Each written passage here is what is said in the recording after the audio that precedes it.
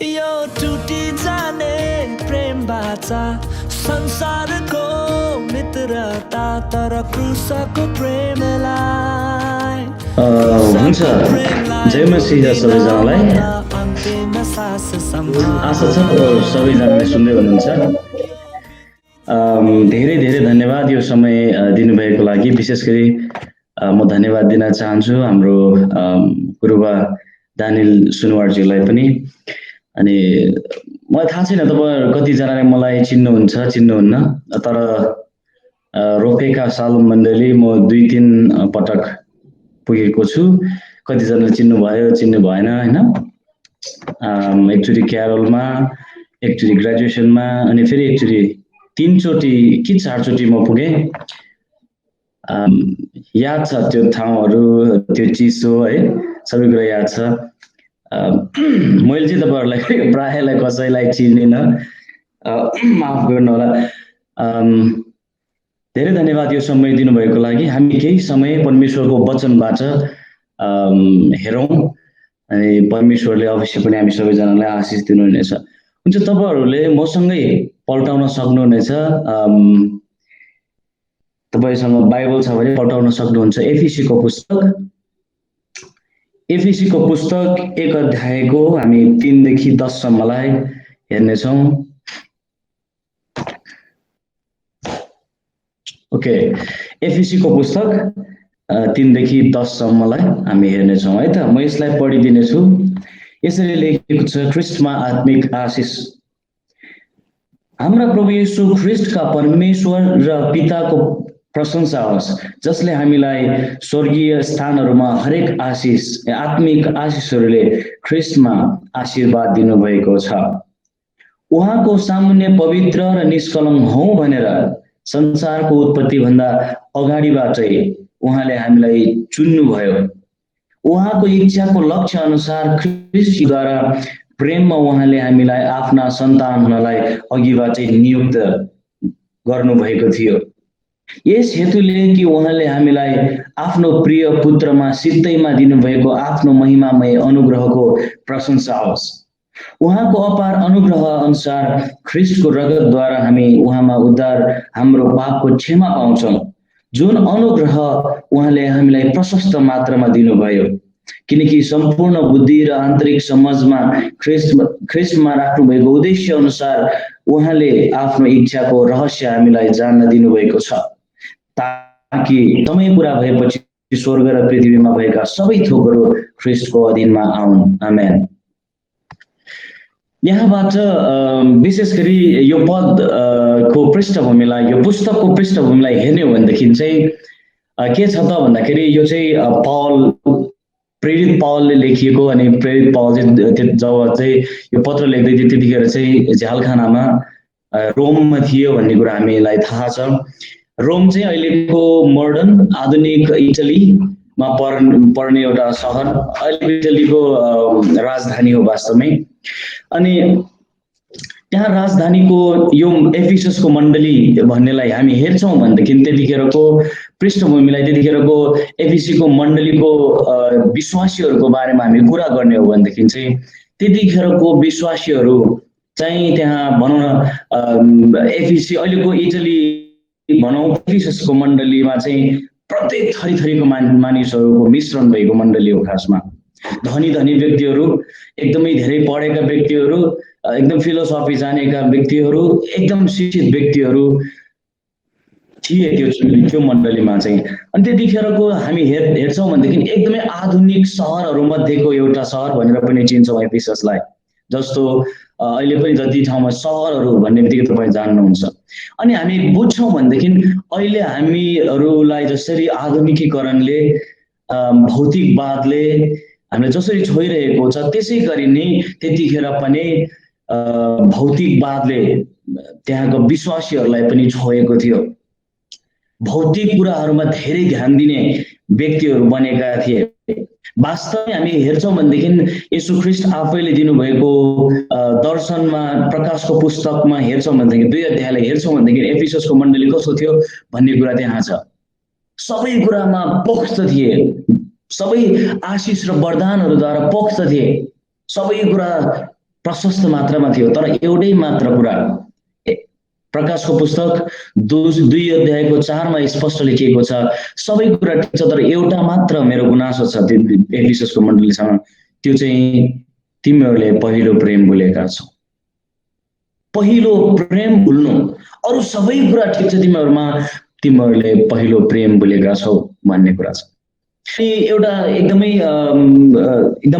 चर्चित एउटा भनाइ छ, परमेश्वरको मन्दिरमा गएर मन्दिरको परमेश्वरलाई बिर्सनु जस्तो विडम्बना अरू केही पनि होइन रे। परमेश्वरको मन्दिरमा गएर मन्दिरभित्र रहेको परमेश्वरलाई अथवा मन्दिरको परमेश्वरलाई बिर्सिनु चाहिँ विडम्बनाको कुरा हो। अथवा अझै अर्को तरिकाले भन्दाखेरि परमेश्वरको वचनलाई हेरेर वचनमा भएको परमेश्वरलाई नचिन्नु विडम्बनाको कुरा हो भन्ने कुरा पनि छ। त्यो आधुनिकीकरणले त्यो छोएको अवस्थामा चाहिँ यहाँ पावल प्रेरितले के गर्छ त भन्दाखेरि उनीहरूको पहिलोलाई फेरि पनि सम्झाउने प्रयास गरिरहेका छन्। अब त्यो पहिलो प्रेमलाई चाहिँ फेरि पनि पुनः एकपटक फर्काउने कोसिस गरिरहेको छ। वास्तवमा कस्तो हो भन्दाखेरि हामी विश्वासीहरू पनि के हुन्छ भन्दाखेरि प्राय हामीहरूको आचरण चाहिँ कस्तो हुन्छ भन्दाखेरि हामी जब पुरानो हुँदै जान्छौँ तब हामी चाहिँ हाम्रो नयाँ जोसहरू बिर्सिँदै जान्छौँ। तपाईँले पनि आफ्नो नयाँ जोसलाई सम्झन सक्नुहुन्छ। तपाईँ भर्खर विश्वासी हुँदाखेरिको त्यो जोस, परमेश्वरको वचन पढ्ने त्यो जोस, यहाँ चाहिँ के गर्दैछ पावलले भन्दाखेरि त्यो सुरुवातको दिनहरूलाई सम्झाउँदैछ खासमा। अनि त्यो सुरुवातको दिनहरूलाई सम्झाउनु पर्दाखेरि चाहिँ अब अहिलेको यो प्राविधिक कुराहरूले छोइरहेको भौतिक कुराहरूले भौतिकतावादले छोइरहेको अवस्थामा चाहिँ पावलले यी आत्मिक आशिषहरू छन् जो चाहिँ तिमीहरूले कहिले पनि भुल्नु हुँदैन भनेर भनिरहेको अवस्था। एउटा एकदमै चर्चित भनाइ पनि छ, तपाईहरुले फेसबुकमा कतिजनाले भेट्नुभयो होला, इङ्ग्लिसमा छ त्यो चाहिँ। अनि त्यो व्यक्तिले के भनेका छन् भन्दाखेरि अहिलेको समाजमा चाहिँ मान्छेहरूको दृष्टिकोण ठ्याक्कै त्यो अनुसार मिल्छ। हेर्नुस् त, पैसाले चाहिँ घर किन्न सकिन्छ रे, परिवार किन्न सकिँदैन। यो चाहिँ भौतिकतावाद र आत्मिकवादलाई आध्यात्मवादलाई जोडिएको कुराहरू हो। सुन्नुहोस् है त, अहिलेका मानिसहरू, अहिलेका प्राविधिक मानिसहरू छ त भन्दाखेरि के समस्या के छ त भन्दाखेरि यो कुरालाई हामी हेर्छौँ भन्दाखेरि ठ्याक्कै उल्टो छ। पैसाले घर किन्न सकिन्छ तर परिवार किन्न सक्दैन रे। सुन्नुहोस् है, पैसाले घडी किन्न सकिन्छ तर नै किन्न सकिँदैन रे। पैसाले पलङ किन्न सकिन्छ, खा किन्न सकिन्छ, निन्द्रा किन्न सकिँदैन रे। पैसाले खानेकुरा किन्न सक्छ तर भोग किन्न सकिँदैन रे। पैसाले डाक्टर किन्न सकिन्छ, चिकित्सक किन्न सकिन्छ तर असल स्वास्थ्य किन्न सकिँदैन रे। र पैसाले जीवन बिमा किन्न सकिन्छ तर साँचो सुरक्षा चाहिँ के। तर एकचोटि सोचेर हेर्नुहोस्, अहिलेको जमानामा हामीहरूको दिमाग चाहिँ कता छ भन्दाखेरि घरमा, घडीमा, पलङमा, खानेकुरामा, डाक्टरमा अनि जीवन बिमामा हाम्रो धेरै ध्यानहरू हामी पाउँछौँ। तर वास्तवमा रहेको परिवारको कुरा, समयको कुरा, भोगको कुरा, असल स्वास्थ्यको कुरा हामी बिर्सिन्छौँ। त्यो चाहिँ एकदमै महत्त्वपूर्ण कुरा रहेको हामी पाउँछौँ। अब त्यसकै आधारमा हामी आजको यो खण्डबाट विशेष गरी पावलले सम्झाउँदै गरेको यी चारवटा आशिषहरू, विशेष गरी यी चारवटा आशिषका कुराहरू म बाँड्न चाहन्छु तपाईहरुसँग। अनि यो चारवटा आशिषहरू चाहिँ के हुन् त भन्ने कुराहरू हामी हेर्नेछौँ है त। सरसर्ती म चारवटा कुरा, अरू सबै कुरा बिर्से पनि यी चारवटा कुराहरू नबिर्सनुहोस्। पहिलो कुरा चाहिँ एफिसी 1 अध्यायको 4 पदमा पवित्र र निष्कलङ्क हौ भनेर संसारको उत्पत्ति भन्दा अघिबाटै उहाँले हामीलाई चुन्नु भयो। परमेश्वरको चुनावट पहिलो आशिष, एकदमै ठुलो आशिष, जो चाहिँ तपाईले केही कुराहरूबाट, केही पैसा तिरेर, केही काम गरेर तपाईले किन्न सक्नुहुन्न, केही कुरा गरेर तपाईले त्यसलाई पाउन सक्नुहुन्न। पहिलो कुरो, संसारको उत्पत्ति भन्दा अगाडि परमेश्वरले तपाईलाई मलाई चुन्नु भयो, पहिलो आशिष। दोस्रो आशिष हामी 5 पदमा पाउँछौँ, आफ्नो सन्तान हुनलाई अघिबाटै नियुक्त गर्नुभयो। आमेन। एकदमै ठुलो आशिषहरूको आशिष, उहाँको सन्तान हुनलाई हामीलाई नियुक्त गर्नुभयो। संसारको सृष्टि उत्पत्ति भन्दा अगाडि हामीलाई चुन्नुभयो। दोस्रो कुरो, उहाँको सन्तान हुनलाई हामीलाई नियुक्त गर्नुभयो। तेस्रो कुरो, 7 पदमा आएर उहाँमा उद्धार र पापको क्षमा पाउँछौँ, पापको क्षमाको कुरा छ तेस्रो कुरो। अनि चौथो कुरा, अन्तिम कुरो चाहिँ के छ त भन्दाखेरि उहाँको एकको रहस्य हामीलाई जान्न दिनुभयो। यी चारवटा कुरा चाहिँ हामी आजको वचनमा हेर्नेछौँ। विशेष गरी यी चारवटा कुरा भन्नाले चाहिँ के गर्यो त वास्तवमा, यसको वास्तविकता चाहिँ के हो त, हामी त्यो बुझ्न प्रयास गर्नेछौँ। त्यसमा हामी पहिलो कुरालाई हेर्नेछौँ। पहिलो कुरा चाहिँ उहाँले चुन्नुभयो। चुनावटको कुरा गर्दाखेरि चाहिँ के छ त भन्दाखेरि वास्तवमा हामीले हाम्रो आशिष, हाम्रो भनौँ न, हाम्रो जीवन गवाही बाँड्दाखेरि हाम्रो वास्तवमै हाम्रो हामीले बोलिने भाषा चाहिँ कस्तो हुन्छ भन्दाखेरि मैले प्रभुलाई चिने भन्ने हुन्छ नि, होइन? यसरी यसरी यसरी म अरू ठाउँमा कति कुरा धाएँ, हस्पिटल धाएँ, प्रायको गवाई भनौँ न, म हस्पिटल धाएँ, यस्तो गरेँ उस्तो गरेँ, अनि अन्तिममा मैले प्रभुलाई पाएँ। हाम्रो गवाही अनुसार चाहिँ हामी कस्तो गर्छौँ भन्दाखेरि मैले चाहिँ येशू ख्रीष्टलाई पाएको भन्ने जस्तो हामी त्यस भाषामा बोल्छौँ। तर वास्तवमा बाइबलीय भाषा अनुसार हामीले स्पष्टसँग पाउँछौँ कि हामीले परमेश्वरलाई पाएको भन्दा पनि परमेश्वरले तपाईँ र मलाई सृष्टि अगाडि नै, उत्पत्ति, संसारको उत्पत्ति भन्दा अगाडि नै तपाईँ र मलाई चाहिँ परमेश्वरले चुन्नु भएको थियो। प्रिय, महत्त्वपूर्ण छ। परमेश्वरले तपाईँ र मलाई चिन्नु पर्दछ। तपाईँ र मैले परमेश्वरले चिन्ने बेगल कुरा, तर परमेश्वरले तपाईँ र मलाई चाहिँ चिन्नु चाहिँ महत्त्वपूर्ण कुरा, त्यो चाहिँ महत्त्वपूर्ण छ प्रियहरू। अनि यो चाहिँ पहिलो आशिष हामी पाउँछौँ। जो कुरा चाहिँ तपाईँ र मैले पछि आएर परमेश्वरको त्यो योजनाभित्र पस्नको लागि हामीले पछि आएर जति सङ्घर्ष, तपाईँ र मैले जति जेही गर्दा पनि सक्ने कुरा चाहिँ होइन प्रियहरू।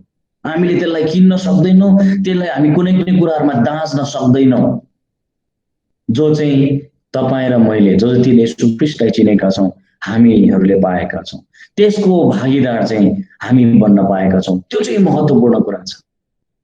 अब यहाँ पाउल के भन्दैछ भन्दाखेरि पहिलो कुरा तिमीहरूले बिर्सनु नहुने कुरा चाहिँ के हो त भन्दाखेरि परमेश्वरले यो कुरालाई चाहिँ नबिर्सिने, यो कुरा चाहिँ महत्त्वपूर्ण छ भन्ने कुरा छ। अब दोस्रो कुरा छ, दोस्रो कुरामा जानुभन्दा अगाडि अझ संसारको उत्पत्ति भन्दा अगाडि चुन्ने कुरामा पनि अर्को कुरा के छ त त्यो पदमा भन्दाखेरि निष्कलङ्क हौँ भनेर, त्यो चाहिँ एकदम महत्त्वपूर्ण छ। फेरि चुन्नु भएको कारण चाहिँ त्यतिकै चुनेर स्वर्ग लाने मात्र हो। त्यहाँ महत्त्वपूर्ण कुरा चाहिँ हामी चाहिँ निष्कलङ्क हौँ भनेर। रोमी 8को 8देखि 28देखि 31सम्म हेर्छौँ भन्दाखेरि पनि हामी त्यहाँ पाउँछौँ परमेश्वरले हामीलाई चुन्नु भयो कि उहाँको पुत्र समान होस् भनेर, उहाँको येशू ख्रीष्टको प्रतिरूपमा हामी बनोस् भनेर, येशू ख्रीष्ट जस्तै बनाउनको लागि उहाँले चुन्नुभयो भन्ने कुरा छ।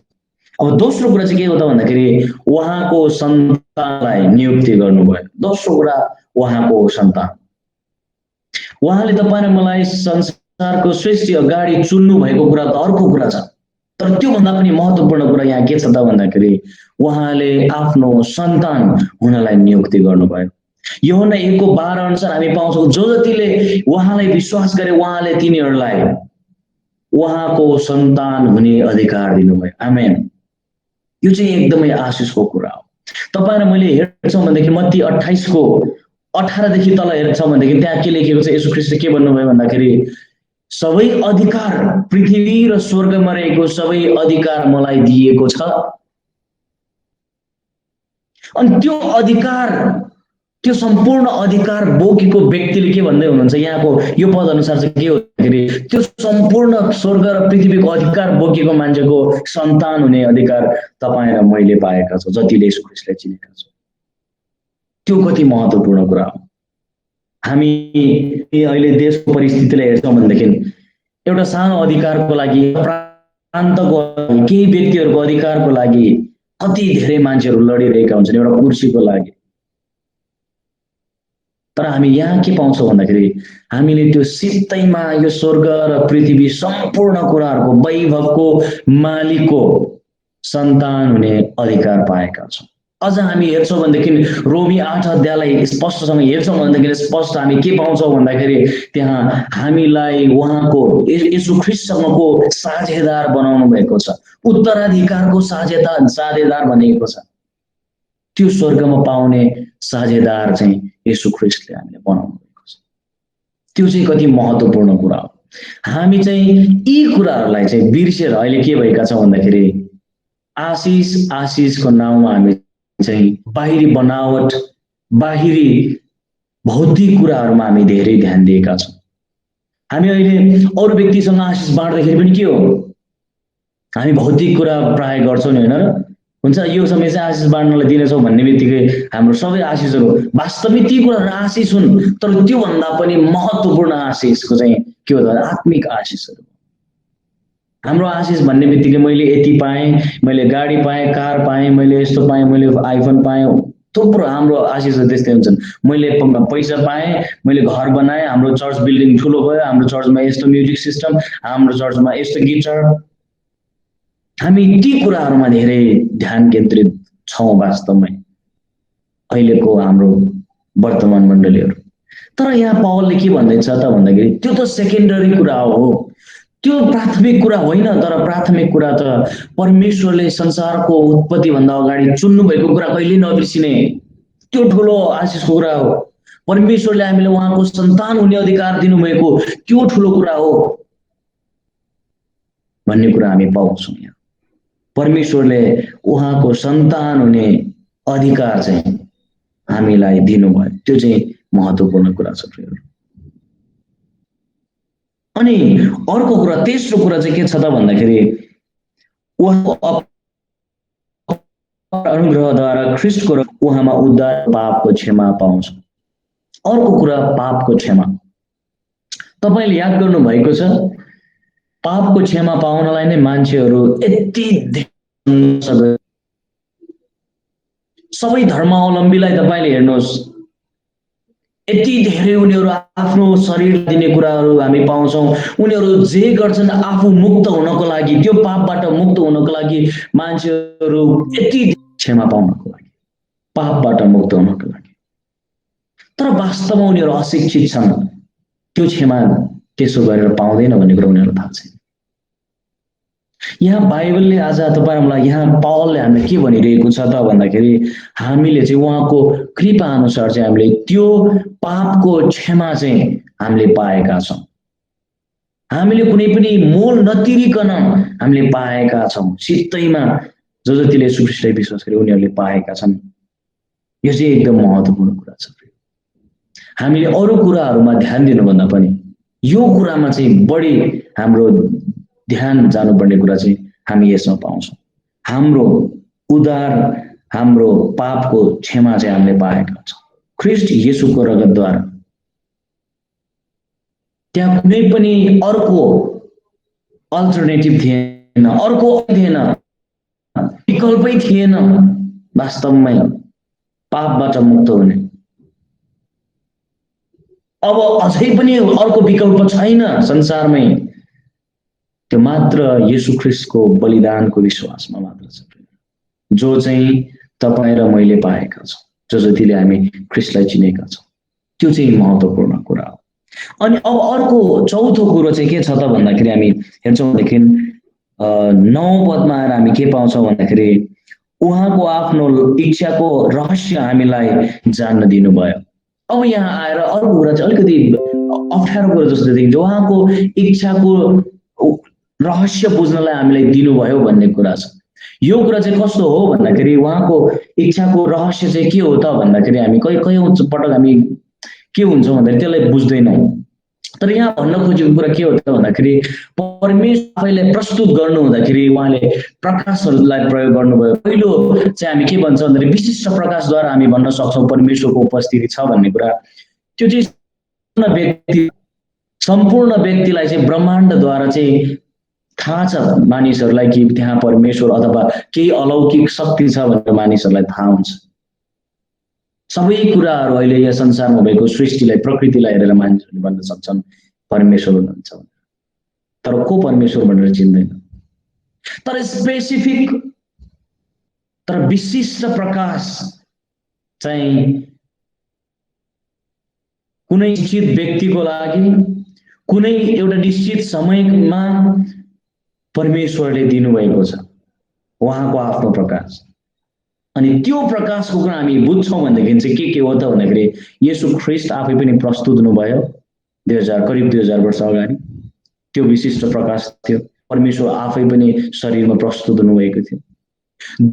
दोस्रो के हो त भन्दाखेरि उहाँको वचन, बाइबल चाहिँ उहाँको प्रकाश, उहाँको इच्छाको रहस्य चाहिँ आज हाम्रो हातमा हामीले पाएका छौँ। त्यो चाहिँ महत्त्वपूर्ण कुरा हो। के तपाईले यो बाइबलको लागि धन्यवाद दिनुभएको छ? तपाईले पाउनु भएको त्यो सुनुवार ट्रान्सलेसनलाई तपाईले धन्यवाद दिनुभएको छ कि? त्यो चाहिँ महत्त्वपूर्ण छ प्रियहरू। तपाई यसमा पाउनुहुन्छ सबै उहाँको इच्छाको रहस्य पूर्ण रूपमा तपाईले यसमा पाउनुहुन्छ। परमेश्वरले तपाईले के चाहनु भएको छ भन्ने कुरा यहाँ तपाई पाउनुहुन्छ। वर्तमान समयमा मात्र नभएर कालान्तर हामी के पाउँछौँ त भन्दाखेरि मानिसहरू परमेश्वरको इच्छा खोज्नलाई यति धेरै तडपिरहेको हामी पाउँछौँ। परमेश्वरको इच्छा के होला भनेर धेरै पुस्तकहरू पनि लेखिएको छ वास्तवमै परमेश्वरको इच्छा कसरी जान्ने भन्ने कुरा। तर वास्तवमै मैले आजभोलिको समयमा यी दिनहरूमा मैले स्पष्टसँग बुझेको कुरा, मैले बाइबलीय तरिकाले बुझ्दाखेरि मैले पाएको निष्कर्ष के हो त भन्दाखेरि परमेश्वरको इच्छा चाहिँ परमेश्वरको वचन, परमेश्वरको वचन हो। यसमा तपाईहरु मैले उहाँको इच्छाको रहस्यलाई हामी पत्ता लगाउन सक्छौँ। जवानहरूलाई एकदमै अन्यलको प्रश्न चाहिँ परमेश्वरको इच्छाको सम्बन्धमा मैले छान्ने जोडी चाहिँ कुन चाहिँ हो, परमेश्वरको इच्छा चाहिँ कुन हो भन्ने अन्यलमा हुन्छ। त्यति मात्र नभएर अरू व्यक्तिहरूको लागि पनि कुनै पनि काम गर्दाखेरि परमेश्वरको इच्छा चाहिँ के हो त यसमा भन्ने कुरा अन्यलमा हुन्छ। हामी केही गर्नुभन्दा अगाडि जहिले पनि सोच्ने कुरा, हामीले प्रार्थना गर्ने कुरा परमेश्वरको इच्छाको कुरा हामी गर्छौँ।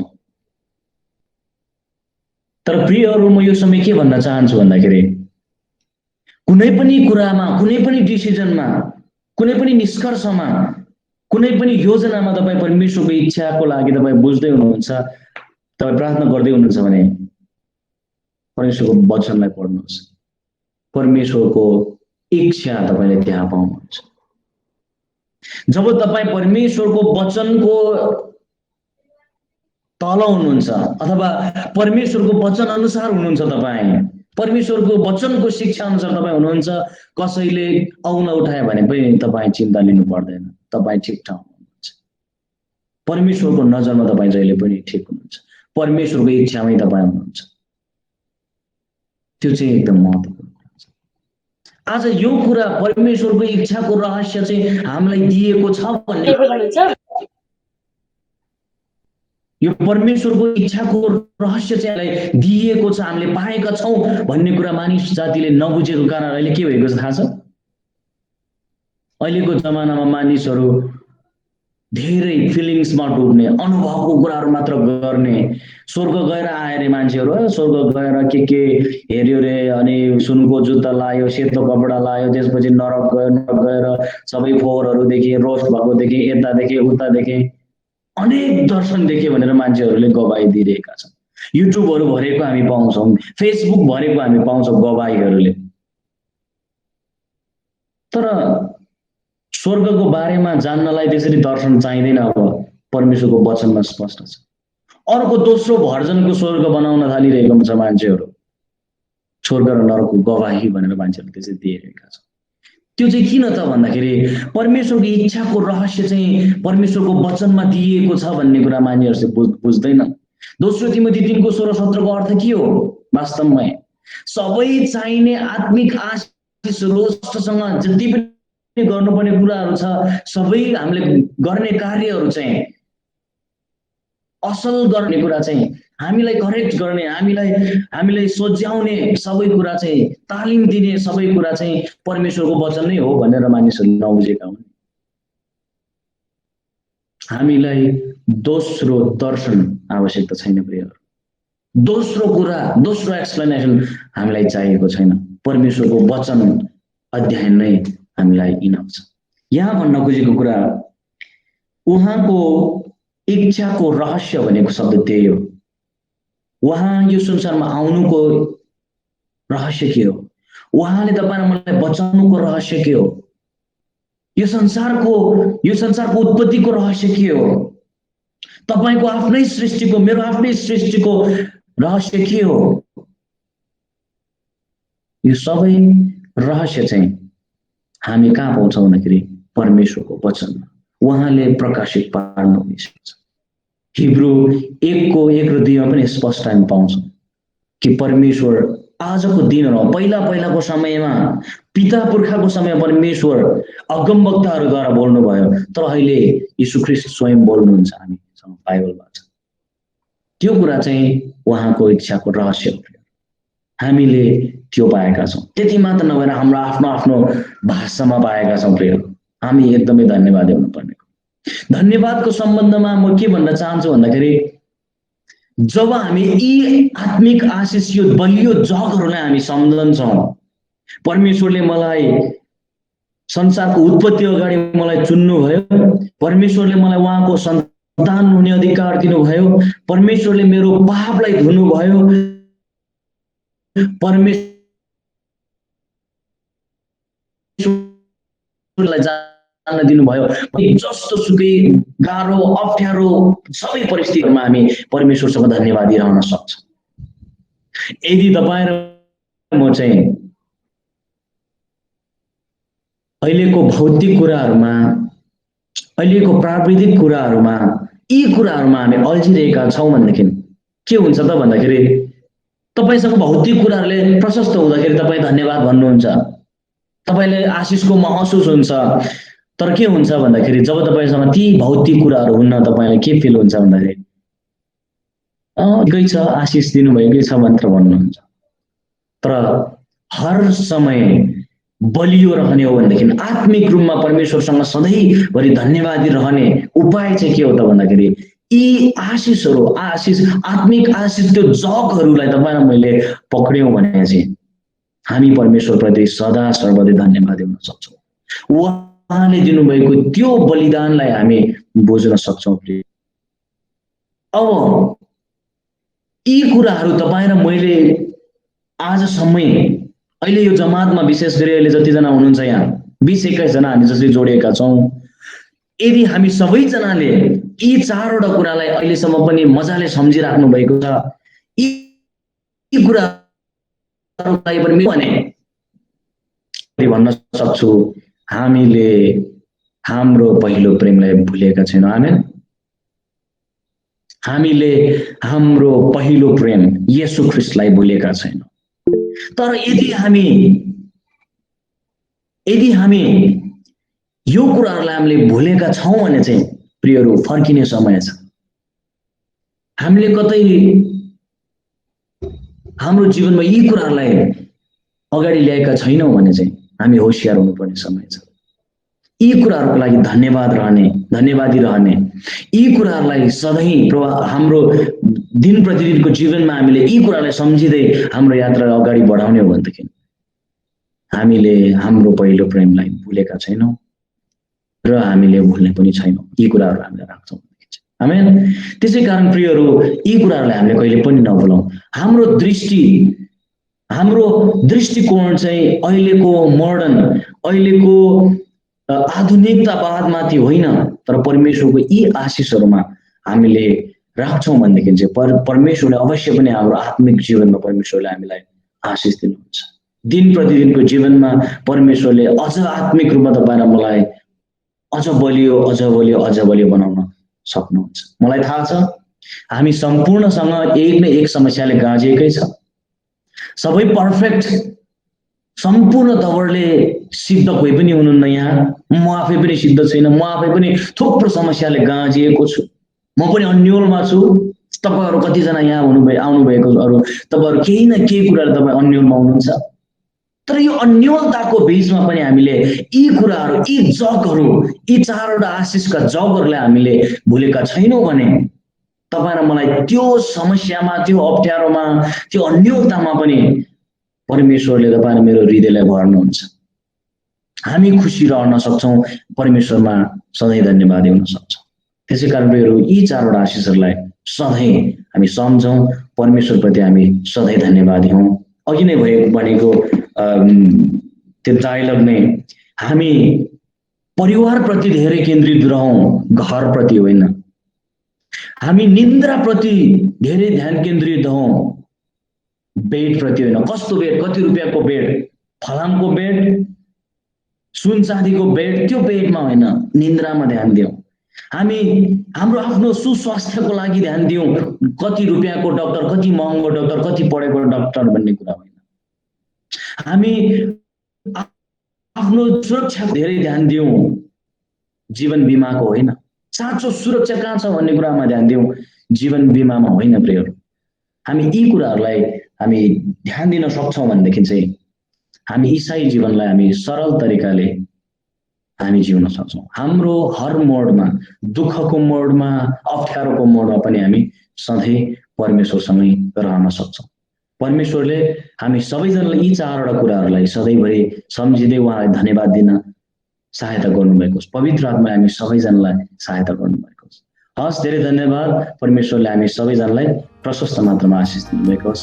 हस्, जय मसीह। मलाई जान नदेऊ तिमीबाट एक पल पनि टाढा, मलाई जान नदेऊ तिमीबाट एक पल पनि टाढा। मलाई शून्य शून्य लाग्छ येशू तिम्रो प्रेम बिना यो संसार। मलाई जान नदेऊ तिमीबाट एक पल पनि टाढा।